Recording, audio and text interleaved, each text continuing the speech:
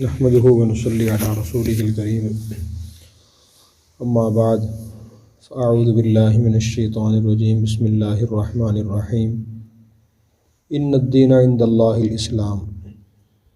اللہ تعالیٰ نے ارشاد فرمایا بے شک دین اللہ کے نزدیک اسلام ہے۔ دنیا میں مختلف مذاہب اور ادیان اس وقت چل رہے ہیں۔ ان مذاہب اور ادیان میں سے سب سے زیادہ پیروکار آسمانی دینوں کے ماننے والے ہیں۔ ان میں تین مذہب ہیں جو آسمانی دینوں کو مانتے ہیں۔ نمبر 1 مسلمان، نمبر 2 یہودی اور نمبر 3 عیسائی۔ پھر ان میں سب سے زیادہ جو بڑا مذہب ہے وہ عیسائی مذہب ہے جو دنیا میں چل رہا ہے۔ اس سے معلوم ہوا کہ اس وقت بھی اکثریت آسمانی مذاہب کو ماننے والوں کی ہے۔ آسمانی مذہب کو ماننا اور زندگی اس طرح گزارنے کی کوشش کرنا یہ انسان کی فطرت بھی ہے اور ضرورت بھی ہے۔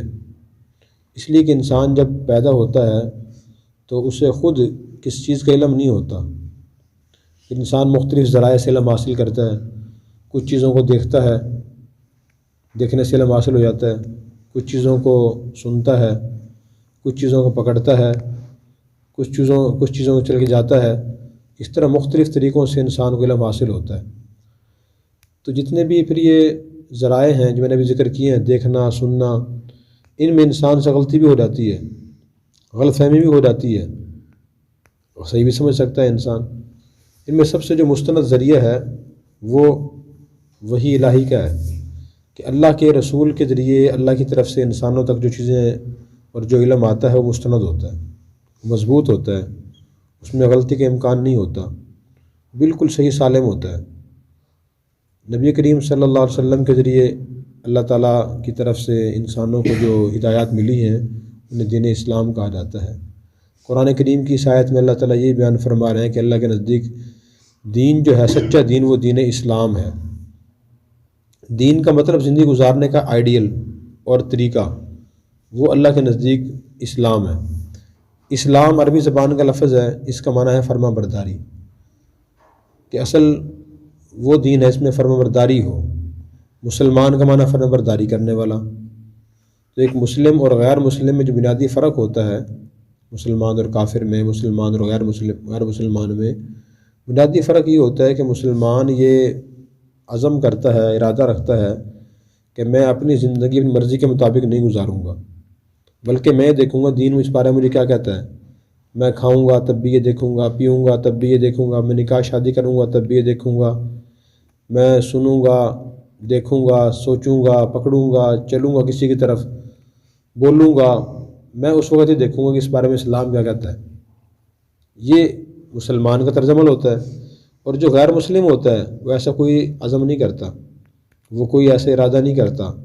وہ کہتا ہے کہ میں لوگوں کو دیکھ کے چلوں گا، جیسے لوگ چلیں گے ویسے میں چلوں گا، جس کام کو لوگ پسند کریں گے میں وہ کام کروں گا، جس کام کو دل چاہے گا میں وہ کام کروں گا، اور جس کام کو لوگ ناپسند کریں گے اور جس کام کو دل نہیں چاہے گا میں وہ کام نہیں کروں گا۔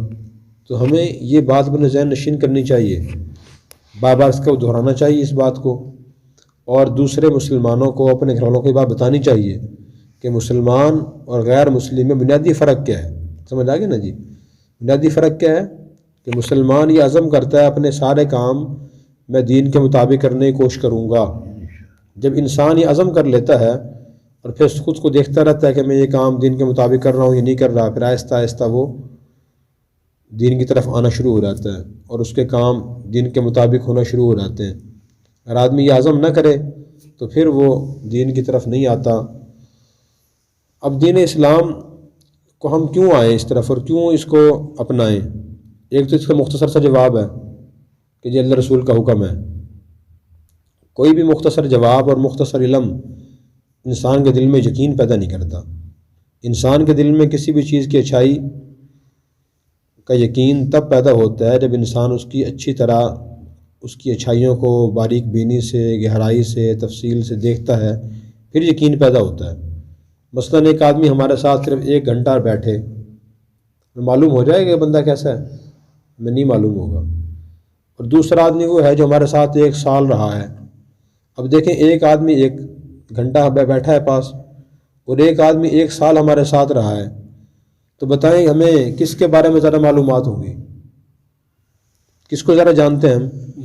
1 سال والے کو، کیونکہ اس کو ہم نے صبح بھی دیکھا، شام کو بھی دیکھا، رات کو بھی دیکھا، دن میں بھی دیکھا، غصے میں بھی دیکھا، خوشی میں بھی دیکھا، اسے نمازوں کے اوقات میں بھی دیکھا، گرمی میں دیکھا، سردی میں دیکھا، دن رات اسے ہم نے دیکھا ہے۔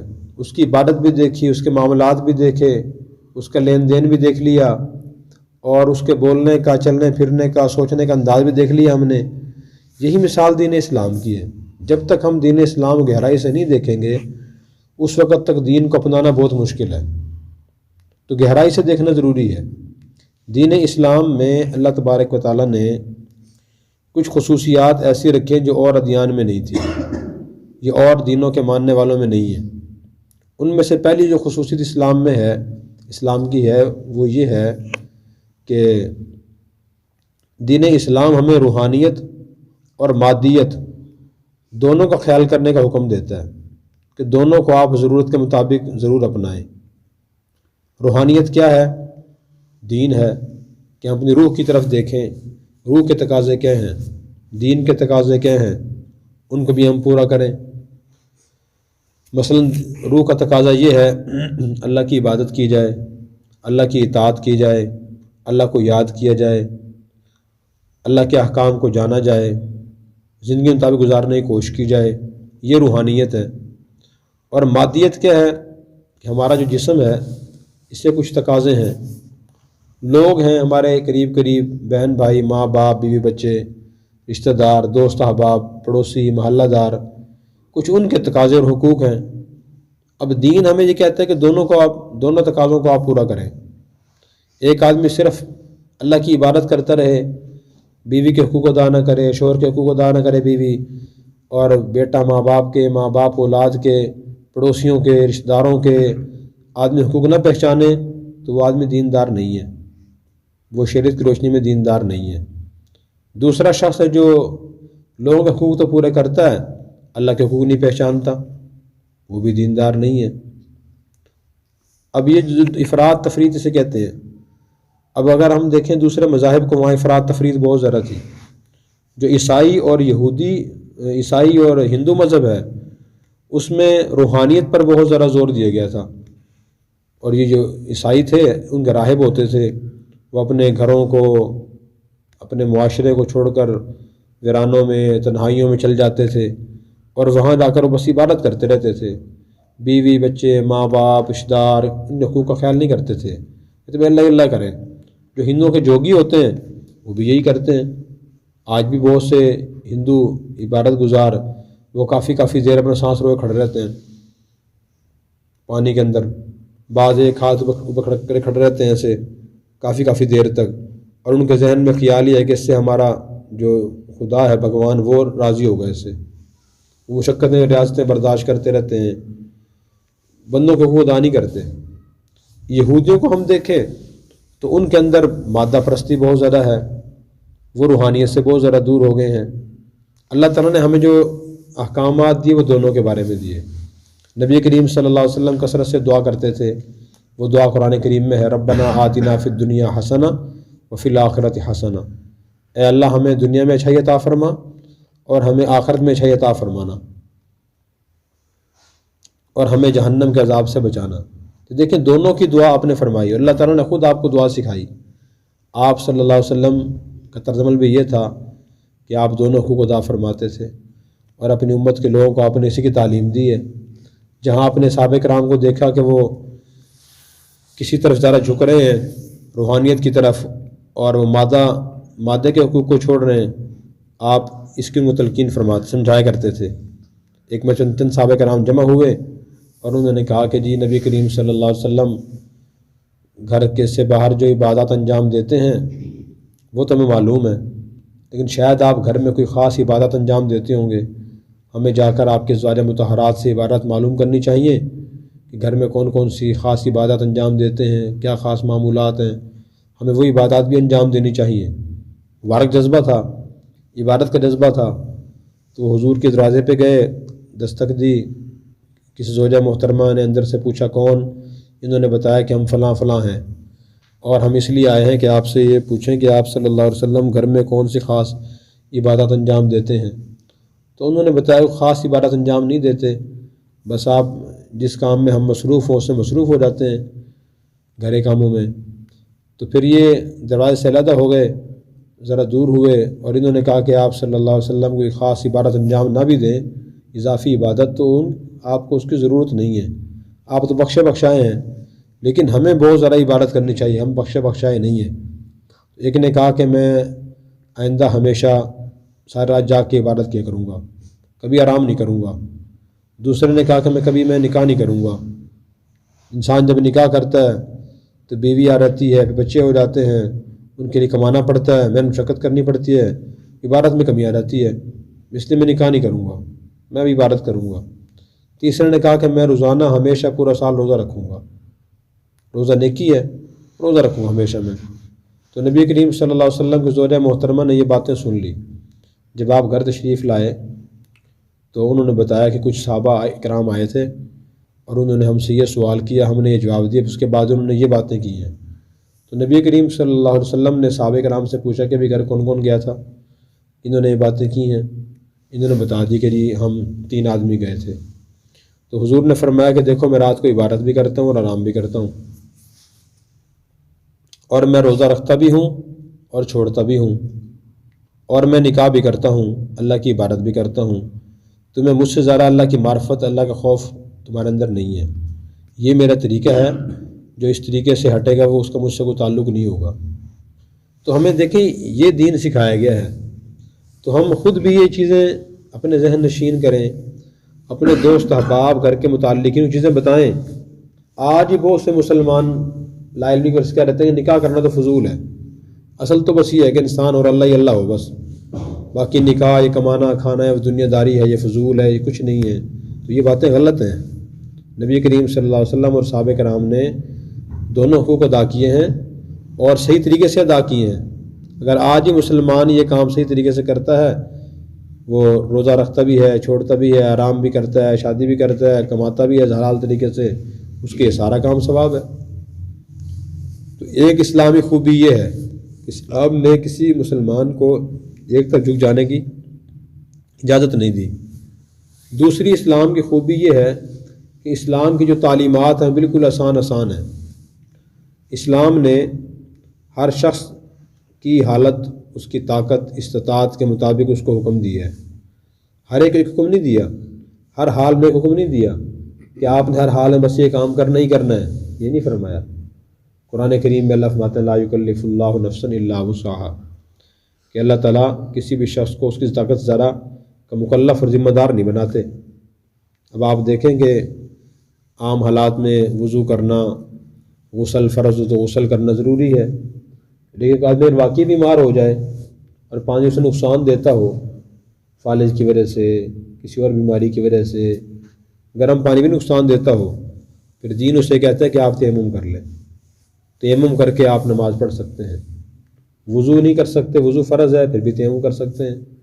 غسل فرض ہو گیا اور پانی نقصان دیتا ہے، آدمی بیمار ہے، یہ بیماری پیدا ہونے کا خطرہ ہے، تو پھر بھی آدمی تیمم کر لے اور اس کا غسل ہو جائے گا، اس سے وہ نماز پڑھ سکتا ہے۔ جتنے کام جن کے لیے وضو غسل ضروری ہے، تیمم کے بعد آدمی وہ کام کر سکتا ہے۔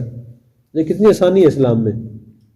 یہ نہیں فرمایا کہ بے شک جو مرضی ہو جائے تو غسل تو لازمی ہے، جتنے بھی بیمار ہو جائے، آدمی بیمار ہو جائے، تکلیف بڑھ جائے، یہ نہیں فرمایا۔ دیکھیں اس کی اس حالت کا خیال کیا ہے، اس کیفیت کا، مجبوری کا خیال کیا ہے۔ آسانی ہے نا اسلام میں۔ رمضان کے روزے فرض قرار دیے کہ آدمی واقعی بیمار ہے، وہ دوا استعمال نہ کرے تو بیماری بڑھ جاتی ہے، تکلیف پریشانی شروع ہو جاتی ہے۔ کہ آدمی بہت بوڑھا ہے، اتنا بوڑھا ہے کہ اس کے روزہ رکھنا مشکل ہے، بھوک پیاس برداشت نہیں ہوتی اس سے، تو اس کے لیے بھی اجازت ہے کہ فی الحال روزہ چھوڑ دے، جب تندرست ہو بعد میں قضا کر لے۔ اگر ایک آدمی بالکل ہی معذور بوڑھا ہو گیا، دن بدن وہ بڑھاپے کی طرف، کمزوری کی طرف ہی جا رہا ہے، وہ فدیہ ادا کر دے۔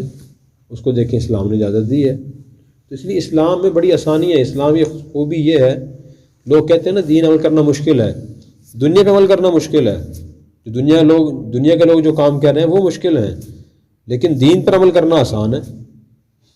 ایک حالت سے دوسری حالت بدلتی ہے، اللہ کا حکم بدل جاتا ہے، نبی کریم صلی اللہ علیہ وسلم کی تعلیم بدل جاتی ہے۔ خود آپ صلی اللہ علیہ وسلم بھی ایسے ہی فرمایا کرتے تھے۔ آپ رمضان المبارک کے مہینے میں مدینہ سے روانہ ہوئے مکہ فتح کرنے کے لیے، تو رمضان کا مہینہ تھا، روزے رکھتے رہے آپ، صحابہ کرام بھی ساتھ تھے۔ مقام عصفان پر جب پہنچے تو آپ نے محسوس فرمایا کہ جی روزے کی شدت زیادہ ہے، اور شاید مکہ میں داخل ہونے کے بعد دشمن ہمارا مقابلہ کرے، ہمیں مزاحمت کرنی پڑ جائے۔ اگر روزہ ہوگا تو پھر جہاد تو نہیں ہوگا روزے کی حالت میں۔ آدمی جب بھوکا اور خالی پیٹ ہوتا ہے تو کوئی کام بھی کرنے کو دل نہیں کرتا، جنگ کرنے کے لیے تو بڑی طاقت چاہیے، ڈھیلا سست آدمی جنگ نہیں کر سکتا۔ تو پھر آپ نے اس سفر میں دن کے وقت پانی منگوایا، اونٹنی پر بیٹھ کر آپ نے پانی پی لیا، اور روزہ آپ نے توڑ دیا، افطار کر دیا دن کے وقت۔ کیوں افطار کیا؟ کہ اللہ تعالیٰ نے خود فرمایا فمن کان منکم مریضا او علی سفر فعدۃ من ایام اخر، اگر آدمی بیمار ہو یا سفر کی حالت میں ہو، روزہ مشکل محسوس ہو تو روزہ وہ چھوڑ دے، رکھے ہی نہ، رکھا ہوا وہ پریشانی بڑھ رہی ہے روزہ توڑ دے، بعد میں قضا کر لے۔ تو دیکھیں نبی کریم صلی اللہ علیہ وسلم نے یہ کام فرمایا، صحابہ کرام نے روزے افطار کر دیے۔ تو یہ پہلو بھی دیکھنا ہمیں ضروری ہے۔ بعض لوگ جن کو صرف چیزوں کے فضائل کا علم ہوتا ہے، روزے کے، نماز کے، تو وہ سمجھتے ہیں کہ شاید بہادری یہ ہے کہ آپ جتنا ہی بیمار ہو جائے، جتنا بھی کمزور ہو جائے، جتنا مجبور ہو جائے، لیکن یہ چیزیں نہ چھوڑے وہ۔ تو بھائی یہ دین کی صحیح تصویر نہیں ہے۔ دین کی صحیح تصویر یہ ہے کہ جب واقعی مجبوری پیش آ جائے تو آدمی اس وقت کا جو شریعت کا حکم ہو اس کو دیکھ کر اس کے مطابق عمل کرے۔ قرآن کریم میں اللہ نے فرمایا یرید اللہ بکم اليسر، اللہ تم سے آسانی کرنا چاہتے ہیں۔ ما جعل علیکم فی الدین من حرج، اللہ تعالیٰ نے دین میں کوئی تنگی نہیں رکھی۔ اور تنگی کا مطلب یہ ہے کہ جہاں ناقابل برداشت تکلیف ہو کسی کام میں کرنے سے تو وہ کام چھوڑ دے۔ نماز کے بارے میں یہ مسئلہ ہے، روزے کے بارے میں یہ مسئلہ ہے، اور چیزوں کے بارے میں، احکام کے بارے میں یہی مسائل ہیں کہ جب ناقابل برداشت تکلیف ہو، یہ تو معمولی تکلیف ہوتی ہے، وہ تو ہوتی ہے، وہ تو برداشت کرنی ہے۔ جب ناقابل برداشت ہو جائے یا کوئی نقصان پیش آنے کا اندیشہ ہو تو آدمی وہ حکم فی الحال چھوڑ دے، بعد میں انجام دے لے، یا اس کی حالت، اس کی کیفیت بدل لے، شکل بدل دے، اس کی جو شریعت نے بتائی ہے اس کے مطابق عمل کر لے۔ یہ دینداری ہے۔ نبی کریم صلی اللہ علیہ وسلم نے فرمایا کہ ان اللہ یحب ان یؤطیع رخصہ کما یحب ان یؤطیع عزائمہ، جیسے مشقت والے اعمال کرنے سے اللہ خوش ہوتے ہیں، اللہ کو پسند ہے وہ، اسی طرح جو آسانی والے اعمال ہیں تو ان سے بھی اللہ خوش ہوتے ہیں۔ جب ان کا موقع آئے تو انسان ان پہ عمل کرے، اللہ کو یہ بھی پسند ہے۔ تو اس لیے ایک تو ہمیں دیکھنا چاہیے، جو اس طرح کی تعلیمات ہم پڑھیں اور سنیں گے تو ذہن سے یہ خیال ختم ہوگا کہ دین اسلام میں سختی ہے، اسلام میں بڑی آسانیاں ہیں۔ البتہ اس اسلام کو سیکھنا، پڑھنا ضروری ہے۔ میں نے صرف 2 خوبیاں آپ کے سامنے اسلام کی بیان کی ہیں۔ ایک تو اسلام نے روحانی اور جسمانی اور مادی تقاضوں کو پیش نظر رکھ کر تعلیمات دی ہیں، دونوں کو پورا کرنے کا حکم دیا، اور دوسری اسلام کی خوبی یہ ہے کہ اسلام میں آسانیاں ہیں۔ تو اس لیے ہم اور مسلمان بھائیوں کو بتائیں، خاص طور پہ جو مسلمان یہ کہتے ہیں کہ دین بڑا مشکل ہے، عمل کرنا بہت مشکل ہے، اس کو یہ مثالیں دیں اور بتائیں کہ دین مشکل نہیں ہے، دین آسان ہے۔ اور تیسری ہماری ذمہ داری یہ ہے کہ جیسے ہم روزانہ اپنے اور کاموں کو وقت دیتے ہیں، کھانے وقت خرچ کرتے ہیں، اور دولت حاصل کرنے وقت خرچ کرتے ہیں، اور گھر والوں کو، دوست احباب کو وقت دیتے ہیں، ہم دین کو ہی وقت دیں، اپنے دین کو ہم پہچانیں۔ جب تک ہم پورے دین کو نہیں پہچانیں گے عمل نہیں کر سکتے۔ وہ دین کیا ہے؟ خاص طور پر قرآن کریم کا ترجمہ اور اس کی تفسیر۔ ہر مسلمان یہ عزم کرے کہ میں زندگی میں کم از کم ایک مرتبہ قرآن شریف کا ترجمہ اور تفسیر مکمل پڑھ لوں۔ یہ زندگی کے اہم کاموں میں سے ایک کام ہے۔ اللہ کلام ہے، یہ اللہ کے نبی نے امت کو سمجھایا ہے، صحابہ نے آگے لوگوں کو سمجھایا، لیکن آج کہتے ہیں وقت ہی نہیں ہے، جی میری تو عمر زیادہ ہو گئی ہے، اب کہ میری پڑھنے کی عمر رہ گئی ہے، یہ تو بچے پڑھتے ہیں۔ نہیں، جیسے ہماری کھانا کھانے کی عمر ہے، کھانا کھاتے ہیں روزانہ، آرام کرنے کی عمر ہے، دوائی استعمال کرنے کی عمر ہے، بات چیت گپ شپ کی عمر ہے، تعلیم کی عمر بھی ہے۔ شرعی لحاظ سے کوئی اللہ رسول نے ایسا ہدایت نہیں دی کہ جب آدمی 30 سال کا ہو جائے، 40 سال کا ہو جائے، 50 سال کا ہو جائے وہ دین نہیں سیکھ سکتا، ایسی کوئی ہدایت نہیں، بلکہ یہ حکم ہے جب تک آدمی نے سیکھا نہ تو سیکھے، اور کتنی ہی عمر ہو جائے اس کی۔ دوسرا، نبی کریم صلی اللہ علیہ وسلم کی لاکھوں حدیث ہیں، تو کم از کم جو ہزاروں حدیث آپ کی ہیں وہ ہم پڑھ لیں ہر شعبے سے متعلق، ضروری حدیث۔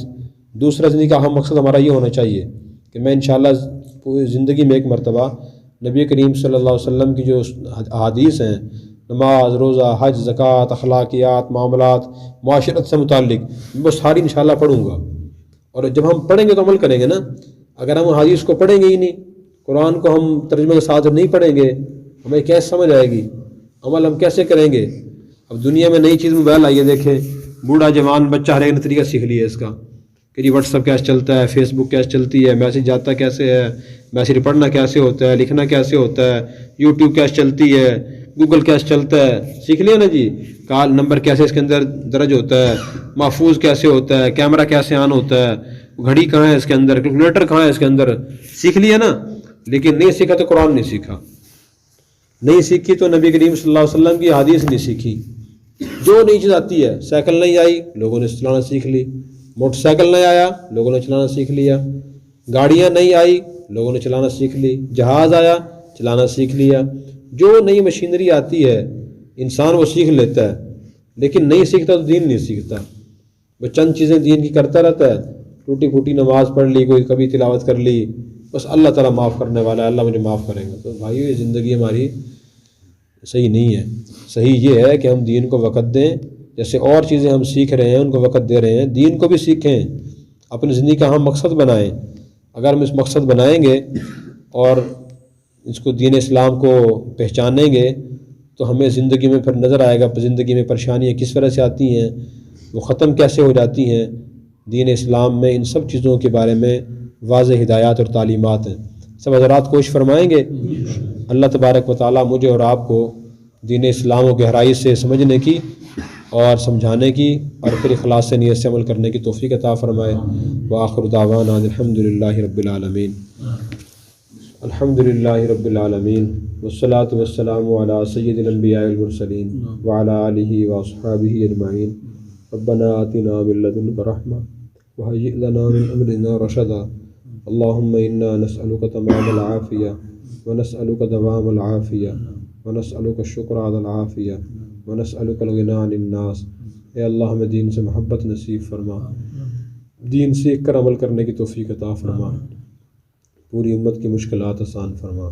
اے اللہ میں قرآن شریف کی ترجمہ تفسیر جاننے کی توفیق عطا فرما۔ نبی کریم صلی اللہ علیہ وسلم کی ہر شعبے سے متعلق جو احادیث ہیں ان کو پڑھنے کی، ان سے محبت کرنے کی، ان پر عمل کرنے کی توفیق عطا فرما۔ اے اللہ مرتے دم تک ہمیں دین اسلام پر استقامت عطا فرما، مرتے وقت کلمہ طیبہ نصیب فرما۔ صلی اللہ تعالیٰ علی خیر خلقہ سیدنا و مولانا محمد وعلی آلہ واصحابہ اجمعین برحمتک یا ارحم الراحمین۔